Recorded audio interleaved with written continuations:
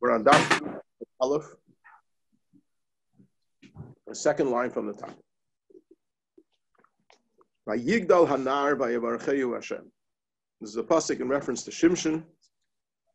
It says that the young man grew up and the Eibishter benched him. Says the Gemara Bamer Berchei. In what manner did he bench him? Amar Rabbi Yehuda Amar Rav. Rabbi Yehuda said in the name of Rav Shaberchei Ba'amasei. He benched him with his reproductive organ. Amasei kibnei Adam v'zarei kenachal sheker. So the organ itself was ordinary, but the seed was like a flowing river. Yikra Shimshon al Hashem. It says in the pasuk that Shimshon called to Hashem, Vayemer, and he said, Hashem Elikim zachneni na v'chaskeni na achapam. Remember me and strengthen me just as one time. V'nakma nacham achas mishtei einai miplishtim, so that I could take one revenge for my two eyes from the Plishtim. Amar Rav said, Amar Shimshon l'fnei HaKadosh Baruch Hu. Shimshon said before the Eibishter, Ribeinu Shalom, Zecherli esrim shana sheshapatati es Yisrael. Remember for me the 20 years that I led the Jewish people, that I judged the Jewish people. And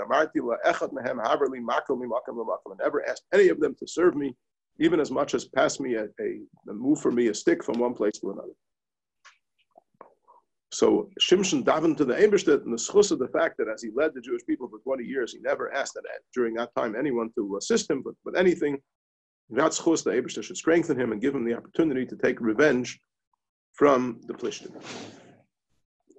Says the Gemara, Vayelech Shimshon, the pasuk says, Vayelech Shimshon vayilkut shleish me'es shu'alim. Shimshon went and he captured 300 foxes. This was a whole gimmick that Shimshon used to cause fire to spread amongst the Plishtim. Ma'ishna shu'alim. Why did he specifically choose foxes? Amar Reb Eva bar Nagdi, Reb Eva bar Nagdi said, Amar Reb Chia bar Abba, in the name of Reb Chia bar Abba, Amar Shimshon said, Yavai shu'al shechezer la'achayrav. Let a fox that has the nature of turning around, let him come, and take revenge, or give retribution to the Plishtim that reneged on their oath. They gave an oath to Abraham, Tishkar Li Lunini Nechdi, that they would be loyal to Abraham Avinu's descendants, and they went back on their promise. So the fox, which has a nature of turning round, should be used as a vengeance for the Plishtim, who are retribution for the Plishtim who reneged on their promise. Tanya Amar Reb Shimon HaChassid. We learned in the Braisa Reb Shimon HaChassid said, "Bein Kseifav shel Shimshon shishim amah." The space between Shimshon's shoulders must have been 60 amah.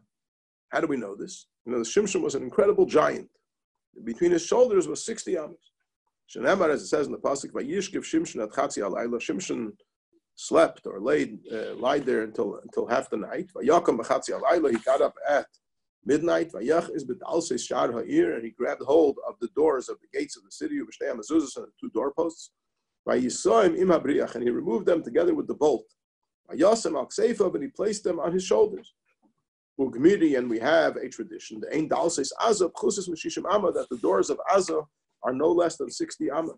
So if he was able to take the doors of Azah with the doorposts and the bolt and place them on his shoulders, so we know that the space on his shoulders was 60 am. It says further in the pasuk, "Vayiteichen bebeis asur," he was grinding in the prison. Amar Rabbi Yechanan said, "Ein tchina lashon aveda." The word tchina, vayiteichen, lashon of grinding, in this context means aveda. Chenu Eimer, and so we find the pasuk in Iyah which says, "Titchen la'acher ishti," my wife should grind for others. So it's also used in the context of an aveda. Melamed shekol echad ve'echad hevi le'es ishte lebeis hasurim. This pasuk teaches us that each one of the Plishtim brought his wife to the prison, and they should disaber himenu, that she should become pregnant from Shimshon, because they wanted to have children who are as powerful as Shimshon. We should also know if it's the same name. Yeah, it is. Rav Papa said, this is what people say, before one who drinks wine, they offer wine. Before one who, Rashi says, for a person who is a land worker, digs in gardens, is accustomed to eating greens, you bring a full bag of greens. Duvla min yereku. Duvla is a type of green. So basically, people get what they're accustomed to. And since we find that Shimshon had a weakness in this area of being involved in relations that he shouldn't have been involved in, so they brought him what he had a tendency for. Another thing Rabbi Yechanan said, Kol HaMezaneh, a person who engages in forbidden relationships, his wife is mezaneh against him. Shenemar, as it says in the pasuk, Im nifta libi al isha val pesach rei arafti. If my heart was seduced to a woman, and to the door of my neighbor, arafti is lashon ambushed. And it says further there, titchen la'achar ishti v'ala yichrun achrin. So it implies that if a person is mezaneh, his wife will be mezaneh and be disloyal to him. This is what people say. He is with big vegetables, and his wife is with small vegetables, which meaning that the same things that he does, his wife does as well. Another thing Rabbi Yechanan said,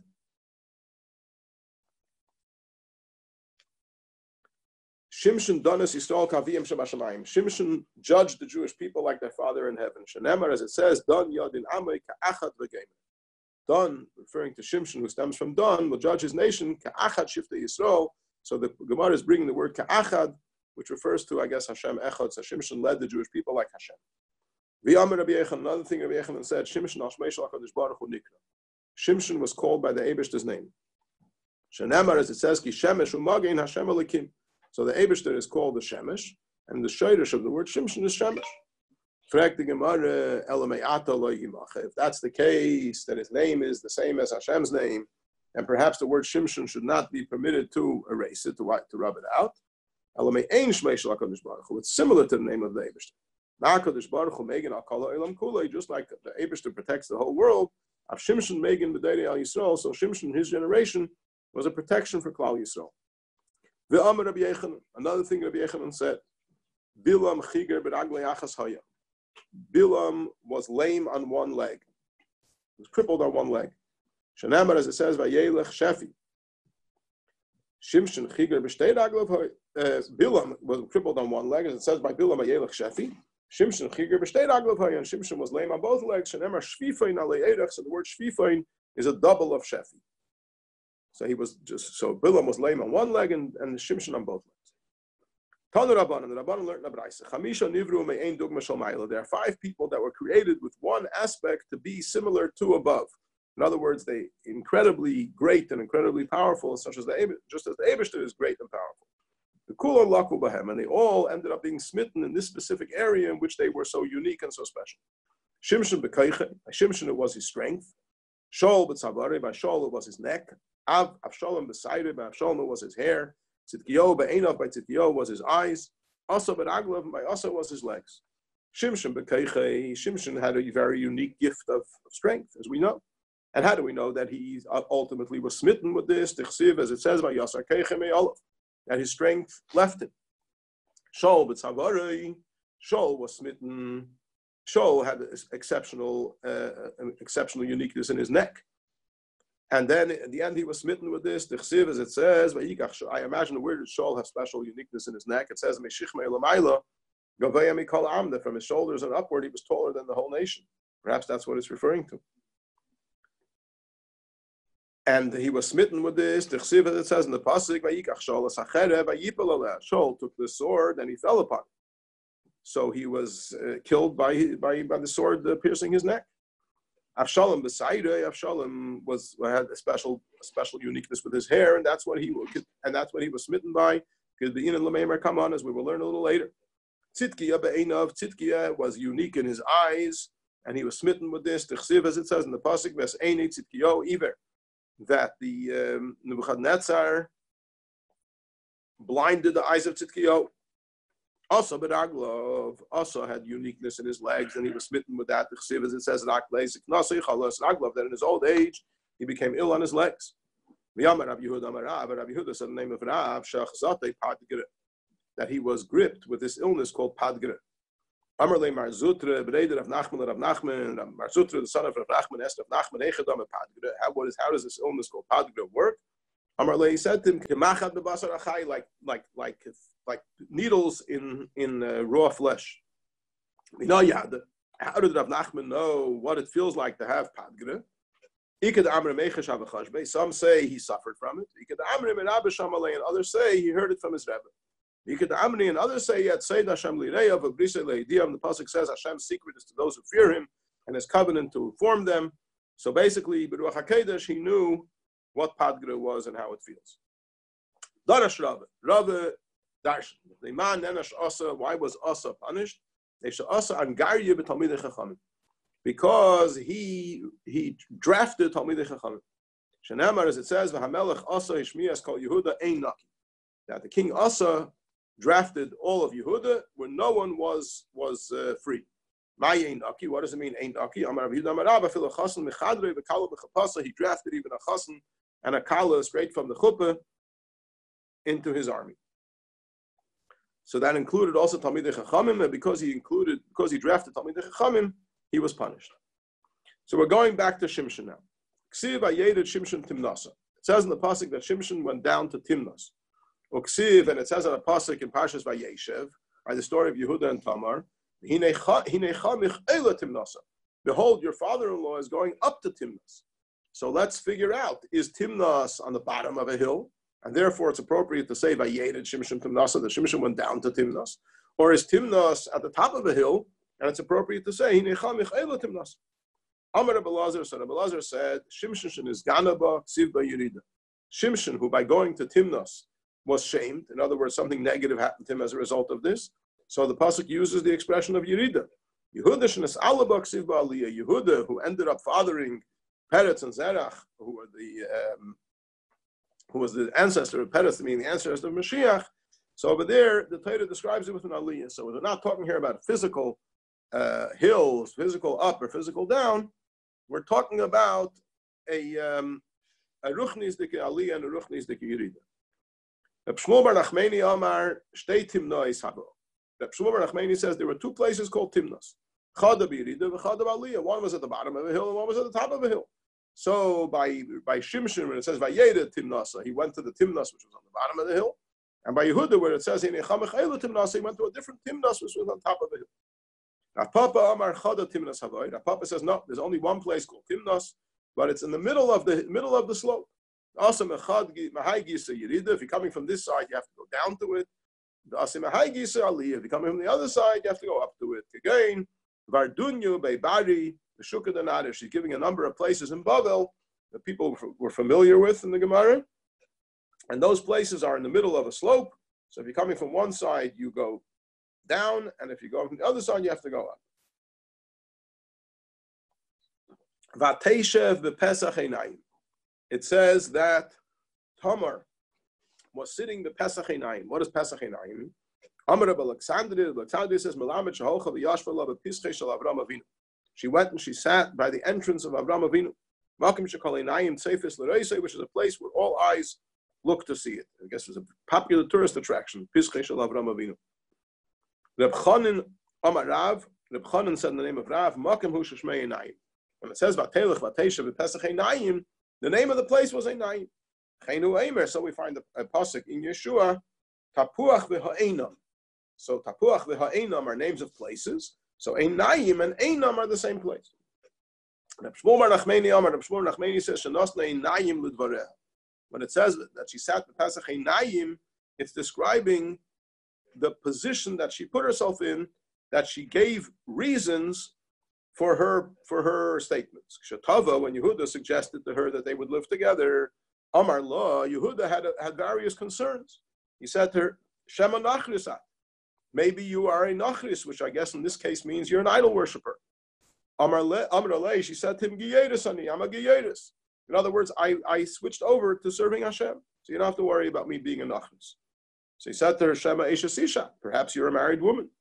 Amar Le Pnuyani, she said, no, I'm Pnuya, I'm not married. I'm single. Shema Kibol Bach Avich Kedushin. So he said, maybe you're married and you don't know that you're married because your father received Kedushin for you when you were young. Amrale Yaseimani. So she said, I'm an orphan. which implies probably that her father passed away before she was born, and therefore it wasn't possible for her father to receive Kedushin for her.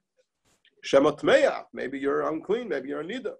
Amralei Tahirani, so she said, I'm Tahira, so covered from all bases.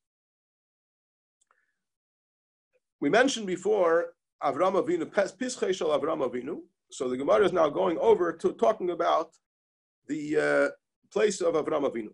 It says, Vayita Eishel be'Be'er Sheva. Avram Avinu planted an Eishel in Be'er Sheva.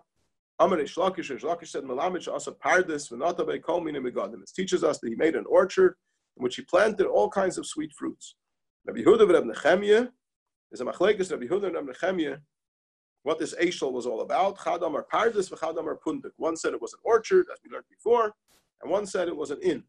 According to the one that says it was an orchard, so the word Vayita he planted fits in. But according to the opinion that says that it was a pundik, it was an inn, my Vayita. You don't plant an inn. So we see that the word Vayita is also used in pitching the tent. So it can mean Vayita can mean to plant, and Vayita can mean to pitch.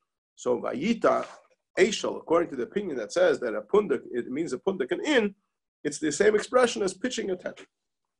It says that Avram Avinu, when he planted this paradise, he called there in the name of Hashem, the God of the world. Amar Reish Lakish said, we're all familiar with this from Basi Lagani. Al tikra vayikra ela vayakri. Don't read the word vayikra b'shem Hashem, but vayakri. He caused others to call. Malamed shehikri Avram Avinu l'shmei shel HaKadosh Baruch Hu efekol ever v'shav. Avram Avinu made Hashem's name familiar in the name of all the passerbys. Hey, Ketzad, how did he go about doing this? After they ate and drank, so they wanted to express their thanks to Avram Avinu by blessing him. Amar lahem, so he would say to them, you think you ate of my food? You ate the food that belongs to the God of the world. You should give thanks and praise and blessing to the one who said, and the world became, meaning you should praise Hashem. And by doing so, he made Hashem's name familiar in the mouths of all the passersby. Back to the story of Yehuda and Tamar. It says that Yehuda saw her, and he thought that she was a Zaina, because she covered her face. Because she covered her face, he thought of her as a Zaina. Generally, a Zaina tries to uncover as much of herself as she can to make herself attract men, not by covering herself. Amar Rabbi Lazar, so Rabbi Lazar said, the reason Yehuda thought she was a Zaina was because when she lived in Yehuda's house, when she was married to Yehuda's sons, Er and Einon, there she kept her face covered. She was so tzniistic, and therefore Yehuda, when he saw her now with her face uncovered, he didn't recognize her. Amar Reb Shmuel bar Nachmani, Amar Reb Yonasan, because Reb Shmuel bar Nachmani said in the name of Reb Yonasan, Kol Kala she'itznua b'beis Chamia, a daughter-in-law who was extremely modest in the house of her father-in-law, Zeicha v'yitzim men malachim, has a schus that kings and Nevi'im, kings and prophets, malachim and Nevi'im should stem from her. And where do we learn this from? Tamar, we learned it from Tamar. So Tamar actually, obviously, was very tzniisdik in the house of Yehuda, and therefore she was zeicha that malachim and Nevi'im should stem from her. Nevi'im, d'chsiv, where do we find that Nevi'im stemmed from Tamar? It says in the pasuk, Chatzein Yeshayahu ben Amitz. And we're soon going to see how we know that Amitz stemmed from Tamar. Melachim mi David. How do we know that king stemmed from Tamar? Because Tamar is the grandmother of David HaMelech, as through Peretz, as we know Megillas Rus, the whole lineage from Peretz down to David HaMelech. So kings came from David. Amar Reb Levi, and Reb Levi said, Davar zeh mesedes biyadeinu ma'aveseinu, that we have a tradition from our forefathers, Amitz v'Amatzia achim havu, that Amitz and Amatzia was one of the kings of Yehuda, and Amitz is the father of Yeshaya. Amitz and Amatzia were brothers, so Yeshaya was also from Malchus based David, and therefore, when it says that Tamar was the mother of both Melachim and Nevi'im, so Nevi'im refers to Yeshaya ben Amitz, and the Melachim is from David. He mutzes, it says by Tamar, she was taken out. Now he mitutzes mibayaled. It would seem that al pidikduk, the correct way to say it, for she was taken out, is he mitutzes, not he mutzes. He mutzes seems she took something out. Amar Rabbi Lazar, so Rabbi Lazar said, after the simanim that she provided became available, So the Malach Samach Mem, the evil Malach Samach Mem, came and distanced them. He pushed away the Simanim, and Yehuda shouldn't see them. But Gabriel v'kirban, so Gabriel came along and he brought them near. And this is what it says in the pasuk. So how does the word rechekim come in over here in the pasuk? When the simanim were distanced, were pushed aside, so she became like a mute dove. She had nothing to say to defend herself. With David Michtam, and as a result of this whole story came out David HaMelech, was called the David Michtam.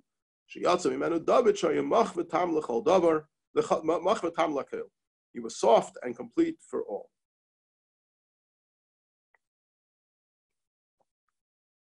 Rashi says on Mach means Anov, and Tam is Tamim B'drachav. He was humble and he was complete in his ways. Davar Acher, another Taichin Michtam Shaisam Akasei Tama, that his bruise was complete. Rashi says, Makim Mila Shoyroi Lamaka, which is suitable for a Makkah, because that's the place where he's supposed to perform the Mila, was Tam V'Shalim. It was complete. Shalei Hutzach Lachasrei, nothing needed to be removed from it. Shaneilat Kshumol, because he was born properly circumcised. Davar Acher, another Pshat. Michtam. What does Michtam mean? Just like in his youth, he made himself small, he humbled himself before people that were greater than him to study Torah. What's the base? So when he was grown, he continued to humble himself before people that were greater than him to study Torah. It says by Tamar that she sent a message to her father-in-law saying, to the man who these things belong to, I'm pregnant to this man. Why does she have to speak in codes? Why doesn't she just say openly to him that you are the one who I had a relation with, and I'm pregnant from you? To Yehuda. Amar Rav Zutra bar Tuvia said, Rav Zutra bar Tuvia said, Amar Rav in the name of Rav, Amrila, Amar Rav Chana bar Bizna, Amar Rav Shimon Chasida, and others say Rav Chana bar Bizna said this in the name of Rav Shimon Chasida, Amrila, Amar Rav Yechanan, Rav Shimon ben Yechai, and others say Rav Yechanan said this in the name of Rav Shimon ben Yechai,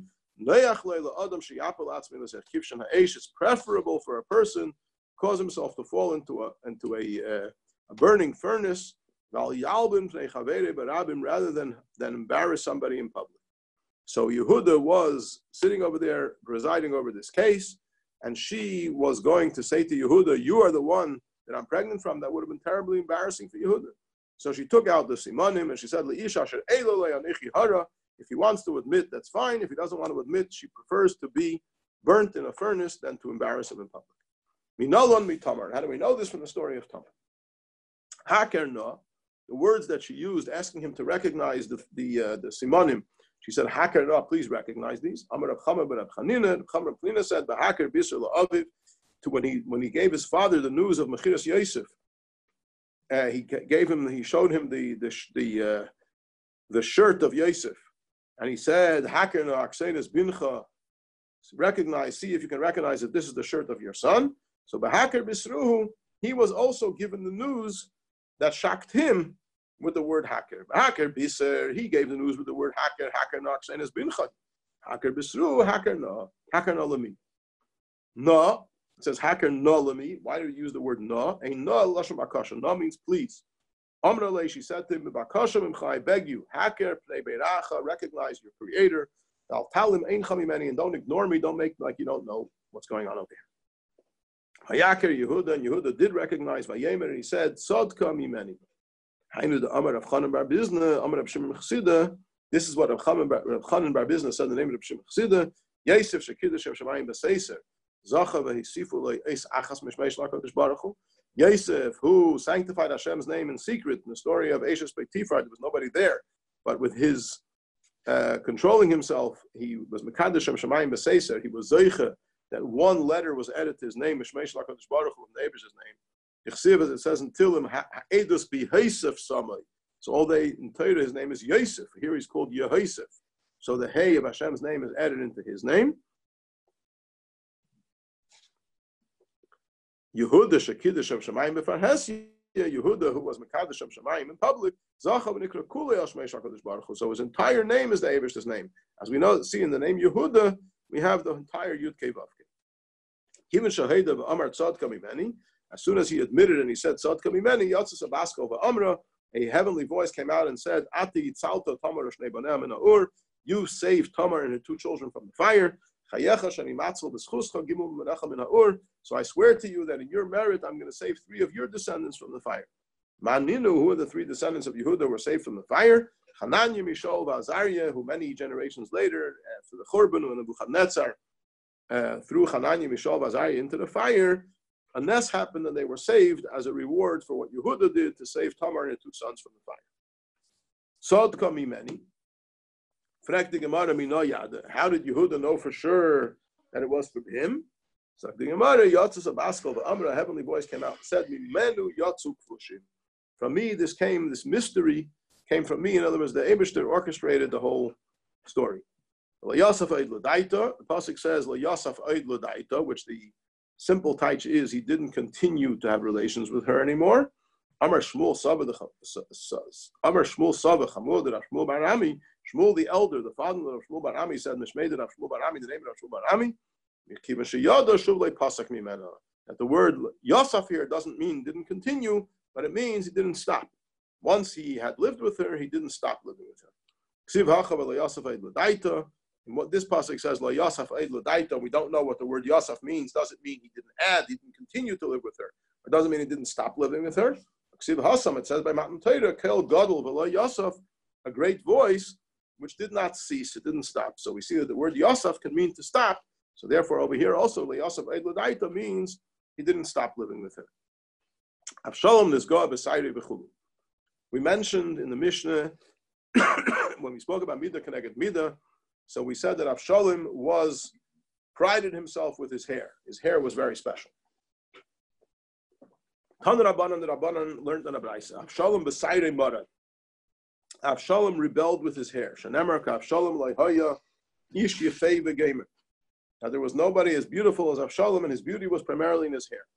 And it says V'Golcha Yis Reishei V'Gamer, that when he would shave off his head, V'Haya V'Kates Yomim L'Yomim Asher Yigalach, was from year to year when he would cut off his hair, Ki Chaved Alav, because it became too heavy for him, V'Gilcha, and he would cut off his hair. Shakal Asar Reishei Masayim Shkolim Be'Evan HaMelech, he would weigh the hair of his head, which weighed 200 Shkolim Be'Evan HaMelech, in the weighing stone of the key. Tana, we learned in a Braisa, Evan Sha'anshi Tveria, Anshi Tziperi Sheikh Lima. This is the stone in which the people of Tveria and the people of Tziperi used to weigh with. So it was incredibly, he had incredibly long hair. Therefore, he was ultimately punished and he was hung by his hair. How do we know that he was hung by his hair? Shanemar, it says, Vayikra Avshalom Lifnei Abdei David. Avshalom called before the servants of David. Avshalom Reichev ala Pered. Avshalom was riding a mule. The mule that Avshalom was riding on went underneath this this tree. What's the Dalid? His head got caught on the tree. He was hanging between heaven and earth. The mule kept going. So the mule went further, and he was hanging from the tree by his hair.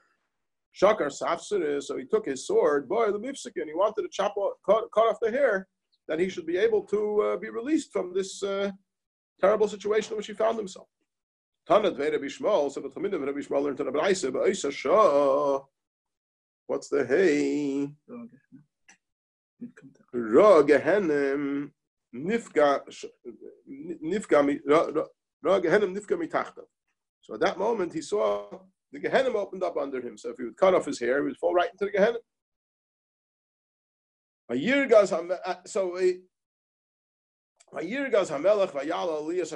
Then it says further in the pasuk after Avshalom died. So it says that the king David got upset and he went onto the upper story over the gate.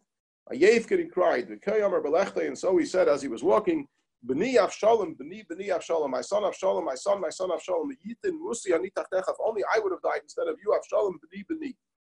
Hamelech lo at Espanav, he covered his face, Vayizak Hamelech Kel Gadol, and the king cried out with a loud voice, B'ni Avshalom, Avshalom, B'ni. Zakti Gemara, Hanit Hamnayu B'ni Lama, what's the meaning of this 8 times saying the word B'ni?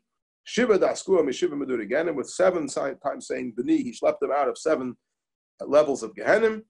V'ida, 7 compartments of Gehenim. V'idach ikad, and then the 8th one, ikad amri the of Reisha l'gabe gufe. Some say that was to bring his head bring his head nearer to his body. Ikad amri, and others say the Aisel alma the Asi, that through the 8th time b'ni he brought him to Elam Haba.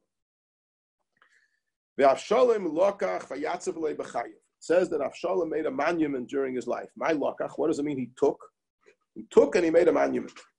My lakach, what does the word lakach mean? He took a bad taking for himself. The monument which was Emek HaMelech. Amar Reb Chanina bar Papa. Reb Chanina bar Papa said, what's the taich for Emek HaMelech? The Eitzah Mukesh Malkesh Aloylam. This was a deep counsel, a deep plan of the king of the world, of the Eibishter. In other words, this whole story with Avshalom was orchestrated by the Eibishter. The Chsiv, as it says in the Pasuk in Shmuel Beis, Hineni Mekim Alecha Rami Beischa. The Eibishter said through the Navi to David, I'm going to establish evil for you from your own household. And so Avshalom's rebellion against David HaMelech and the Agnes Nefesh that it caused David was all part of the Eibishter's punishment to David, as part of the Eibishter's cheshbon. That's the pshat by Matzeves Asher Be'emek HaMelech, that this whole story was connected with an Eitzah Muka Shal Malkei Shal Olam. And the Gemara is going to point out, we're just going to learn a few more lines. Similarly, you find he sent them from the valley of Hebron, Amar Reb Chanina bar Papa, and this is by Yosef when Yaakov Avinu sent Yosef to the brothers. So it says by Hebron, Amar Reb Chanina bar Papa. So the same Reb Chanina bar Papa said, the Eitzah Muka shel Eitzah Tzaddik should cover Hebron. It's the deep Eitzah of the Tzaddik who's buried in Hebron. It says in the pasuk, Yodei Ateidah Kiger Yezerach. The Eibishter said to Avraham Avinu, who was buried in Hebron, you should know that your descendants will be strangers in a foreign land. The whole story of Yidden and Mitzrayim and their servitude there until they'll be released. B'Chush Gadol. So the fact that Yaakov sent Yosef to go and see the brothers, this is all part of the plan of the Eitzah Muka that the Eibishter had promised Avraham, that Yidden are going to end up in Mitzrayim, and this is the first step towards making that happen.